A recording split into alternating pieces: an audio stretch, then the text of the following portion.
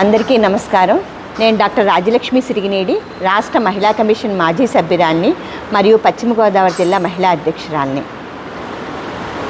మరి గత కొన్ని రోజుల నుంచి మనం చూస్తూనే ఉన్నాము. సాక్షి డిబేట్లో మరి మన మహిళలందరినీ కూడా ఎలా వక్రీకరించి ఎటువంటి పదజాలంతో మాట్లాడారో మనందరం కూడా చూసాం. అమరావతి రాజధాని వేసల రాజధాని అని చెప్పి సాక్షి డిబేట్లో కొమ్మినేని శ్రీనివాస్, కృష్ణరాజులు మాట్లాడిన మాటల్ని మరి వాళ్ళ నాయకుడు మరి జగన్మోహన్ రెడ్డి ఖండించకపోవటం ఎంత దురదృష్టకరమో అని చెప్పి మీకు తెలియజేస్తున్నాను. మేము ఈ మాటల్ని తీవ్రంగా ఖండిస్తున్నాము. ఎందుకంటే అమరావతి ఒక దేవతల రాజధాని. ఆచార్యుడు నాగార్జునుడు మరి ప్రపంచ ప్రఖ్యాత విశ్వవిద్యాలయం నిర్వహించినటువంటి రాజధాని అమరావతి. మన నవ్యాంధ్రప్రదేశ్ రాజధాని అమరావతి. బౌద్ధ క్షేత్రానికి ముఖ్యమైనది అమరావతి.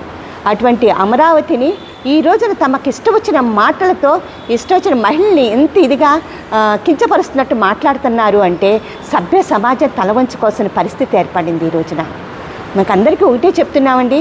జగన్మోహన్ రెడ్డి తాడేపల్లి మరి అక్కడ ఆ ఏరియాలో లేడా? జగన్మోహన్ రెడ్డి భార్య భారతీరెడ్డి ఆ ఏరియాలో లేదా? మరి ఈ రోజున మరి కృష్ణరాజును, కొమ్మినేని శ్రీనివాస్ ఏం మాట్లాడతారు? మరి మహిళల్ని గౌరవించాల్సినటువంటి ఈ పరిస్థితుల్లో అగౌరవం చేసి ఒక మాజీ ముఖ్యమంత్రి అయ్యుండి, ఒక నాయకుడు ఉండి మరి ఇలా అగౌరవపరిస్థితి ఎంతవరకు సమంజసం మేము అడుగుతున్నాం. అంటే తల్లిని చెల్లికి కూడా గౌరవం ఇవ్వనోడు మరి ఆంధ్రప్రదేశ్ మహిళలకి ఏ గౌరవం ఇస్తాడు చెప్పండి. మరి ఈ రోజున కొమ్మినేని శ్రీనివాస్, కృష్ణరాజు మాట్లాడుతుంటే ఖండించాలి. ఆయన మహిళల మీద ఏమాత్రం ప్రేమ ఉన్నా, ఆంధ్రప్రదేశ్ మహిళల మీద ఏమాత్రం ప్రేమ ఉన్నా కనీసం ఒక్క మాట కాకపోతే ఒక్క మాట ఖండించాలి. ఖండించకుండా ఈ రోజున కండిషన్ బెయిల్ మీద బయటకు వస్తే, అది కూడా note the point, condition bail మీద బయటకు వస్తే సత్యమేవ జయతే అని ట్వీట్ చేస్తాడా జగన్మోహన్ రెడ్డి? అంటే ఏంటి? అంటే ఆంధ్రప్రదేశ్ మహిళల మీద అంత గౌరవం ఉంది అతనికి. ఎంత అగౌరవపరుస్తున్నాడండి ఆయన. మరి ఇతన్ని ఏం చెయ్యాలి? ఈ రోజున ఆంధ్రప్రదేశ్ కుమ్మడిగా ఒకే ముక్త ఖండంతో ఒకటే చెప్తున్నారు, జగన్ గో బ్యాక్, జగన్ క్షమాపణ చెప్పాలి. మా మహిళలందరికీ కూడా జగన్ రెడ్డి, భారతీ రెడ్డి ఇద్దరూ కూడా సంయుక్తంగా క్షమాపణ చెప్పాలని చెప్పి మేము డిమాండ్ చేస్తున్నాము. మరి ఈరోజు వీళ్ళందరినీ కూడా అదేవిధంగా ఇంకా ఉన్నారు, విడదల రజనీ ఉంది, అదేవిధంగా రోజా గారు ఉన్నారు. వీళ్ళిద్దరూ కూడా మరి పరమ సాధ్వీమణులు. వీళ్ళిద్దరూ కూడా మరి ఆ సాధ్వీమణులు మాట్లాడే మాటలు వింటుంటే కూడా ఆశ్చర్యం వేస్తుంది. ఒక మహిళలు అయ్యుండి కూడా ఆ మహిళలకి వాళ్ళు సపోర్ట్ చేయకుండా ఈ రోజున మాట్లాడే విధానం చూస్తుంటే అసలు మహిళా జాతికే కళంకం వీళ్ళిద్దరూ కూడా అని అనిపిస్తుంది. మరి ఈ రోజున మన సమాజం ఎటు వెళ్ళిపోతుందండి? మరి ఓట్లు కావాలి అని చెప్పి ఈ రోజున 11 సీట్లకే పరిమితం అయ్యాడంటే ఇందుకోసమే జగన్మోహన్ రెడ్డి పరిమితం అయ్యాడు. మహిళా జాతిని అవమానపరుస్తున్నాడు, ఆంధ్రప్రదేశ్లో మహిళలను అవమానపరుస్తున్నాడు జగన్మోహన్ రెడ్డి. కాబట్టే ఈ రోజున 11 సీట్లకే పరిమితం అయ్యాడు. ఇంకో 4 సంవత్సరాలతో ఒక్క సీట్ వస్తుందో కూడా లేదో గ్యారంటీ లేని పరిస్థితుల్లో జగన్మోహన్ రెడ్డి ఉన్నాడని చెప్తున్నాము. ఈ సందర్భంగా మేము ఒకటే చెప్తున్నాం, జగన్మోహన్ రెడ్డి ఖబర్దార్. జగన్మోహన్ రెడ్డి మహిళలను కనుక, మహిళా ఆడపడుచులను కనుక ఏమన్నా అంటే కనుక మేము ఏం చేస్తామో మాకే తెలియదు. ఈ రోజున చంద్రబాబు నాయుడు గారు తల్లికి వందనం కార్యక్రమాన్ని కూడా పెట్టారు. నిన్నే అందరి ఖాతాల్లో కూడా డబ్బులు పట్టడం జరిగింది. ఆ రోజున భారతీరెడ్డి ప్రతి ఇంటికి తిరిగి మీకు ఎంతమంది పిల్లలుంటే అంతమంది పిల్లలకి డబ్బులు వేస్తామని చెప్పని అన్నారు. కానీ ఒక్క బిడ్డకు కూడా డబ్బులు వేయటానికి కూడా వాళ్ళకి చేతులు రాలేదు ఆ రోజున.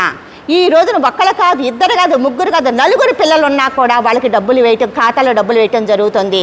అంటే చంద్రబాబు నాయుడు గారు మాటల మనిషి కాదు, చేతల మనిషి అని నిరూపించుకుంటున్నారు.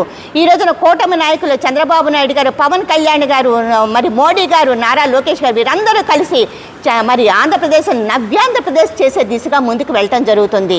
అదేవిధంగా సూపర్ 6 పథకంలో భాగంగా మరి తల్లికి వందనమే కాకుండా ఉచిత గ్యాస్ పంపిణీ కూడా పెట్టడం జరిగింది. ప్రతి ఒక్కరు ఈ రోజున గ్యాస్ సిలిండర్స్ ఉచితంగా తీసుకుంటున్నారు.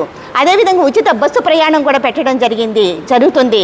కాబట్టి ఇవన్నీ కూడా సూపర్ 6 పథకాలు ఒక్కదాని తర్వాత ఒకటి తీసుకురావడం జరుగుతుంది. ఇవన్నీ చేరుస్తుంటే ఓర్వలేక ఈరోజు జగన్మోహన్ రెడ్డి తన పేటీఎం జర్నలిస్టుతో, తన పేటీఎం బ్యాచ్తో ఈ రోజున మన ఆంధ్రప్రదేశ్ మహిళల మీద ఇటువంటి కారు కోతలు కోస్తుంటే ఆంధ్రప్రదేశ్ మహిళా ప్రజానీకం ఎవ్వరూ కూడా చూస్తా ఊరుకోరని చెప్పి తెలియజేస్తున్నాము.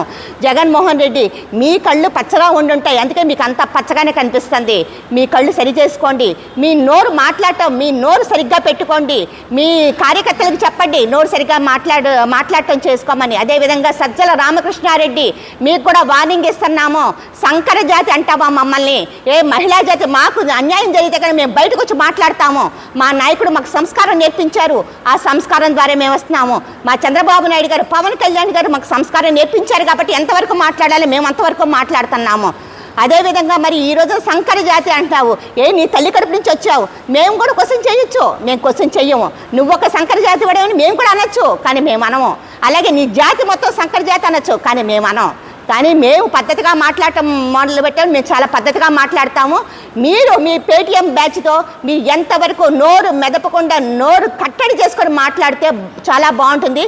లేకపోతే భవిష్యత్తులో తీవ్ర పరిణామాలు ఎదుర్కోవాల్సి వస్తుందని చెప్పి ఈ సందర్భంగా మేము తెలియజేస్తున్నాం. Thank you.